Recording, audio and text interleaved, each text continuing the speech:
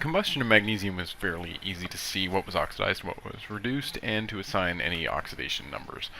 But what about when it's something a little bit more challenging? Something like the combustion of propane. So propane, common barbecue fuel. Right? When it burns, it produces carbon dioxide and water. It's nice, clean, complete combustion, but it's not so obvious in propane maybe about what's oxidized versus what's reduced. Where do the electrons come from? Where do they go? I could look at oil rig, but I still can't quite figure it out. All right, so carbon doesn't have, a really common ion that I could just say, oh, well, it's probably this charge. So I need some rules that are going to help me assign oxidation states, and so I can track where the electrons actually go. Alright, I'd advise you to write these down. There are 7 of them. You're going to need them to work through all these problems in this unit. So if I was to take a compound and I was to break every single bond in it, theoretically, where would the electrons go? So there's some rules. The first one being that atoms in their elemental form will have an oxidation state of 0, or oxidation number of 0.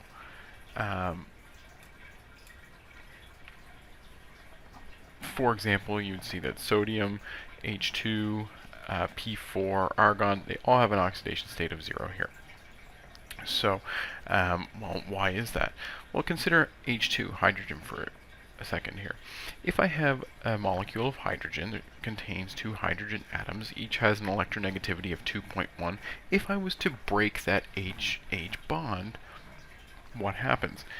Each hydrogen would get one of its electrons. No one of the 2 hydrogens pulls harder on the electrons than the other, so there's no net gain or loss of electrons in this situation.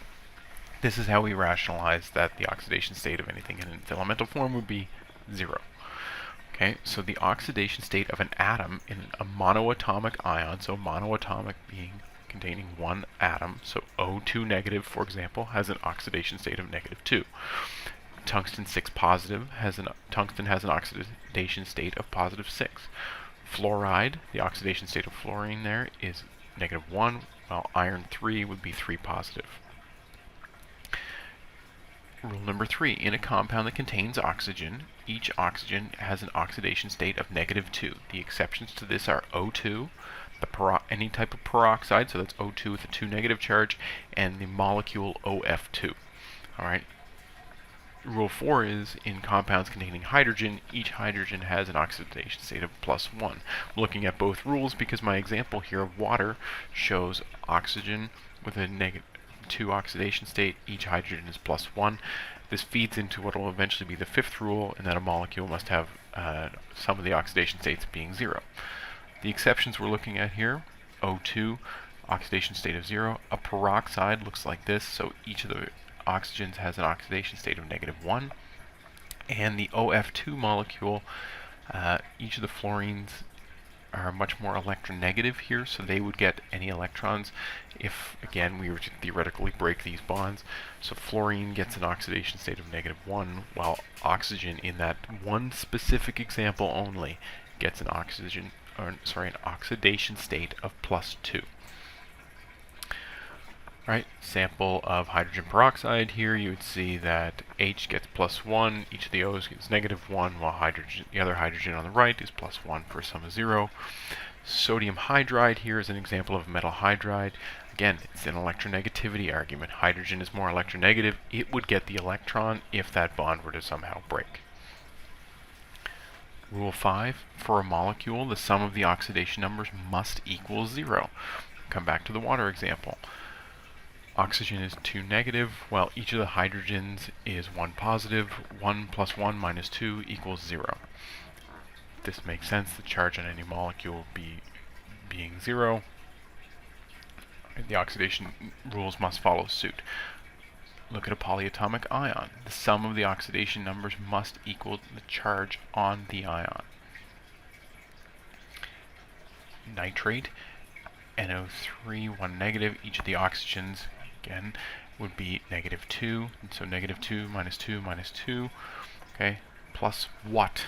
somehow equals -1. Well, that plus what, the question mark in this case, must be equal to +5. So I would say the oxidation state of nitrogen in the nitrate ion would be +5. In a compound, the most electronegative element always gets assigned the negative oxidation number of its common charge. Okay, so we'll look at the OF2 example. Electronegativity values here: 4 for fluorine, 3.5 for oxygen, 4 for the other fluorine. Fluorine's common charge is -1.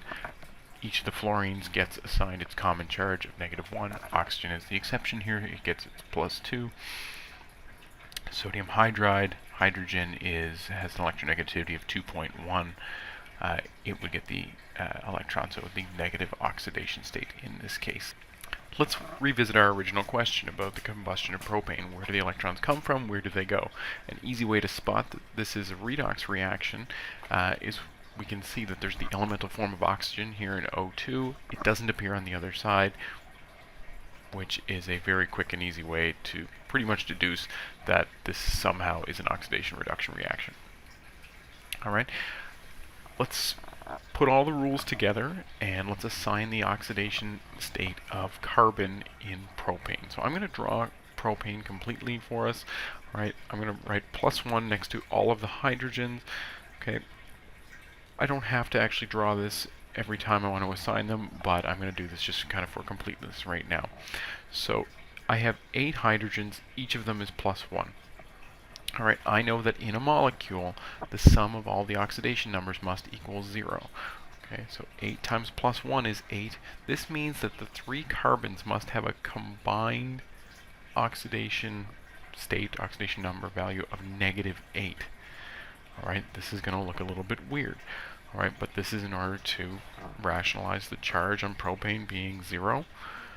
Alright, so in order to make this work, each individual carbon atom must have an oxidation state of -8/3.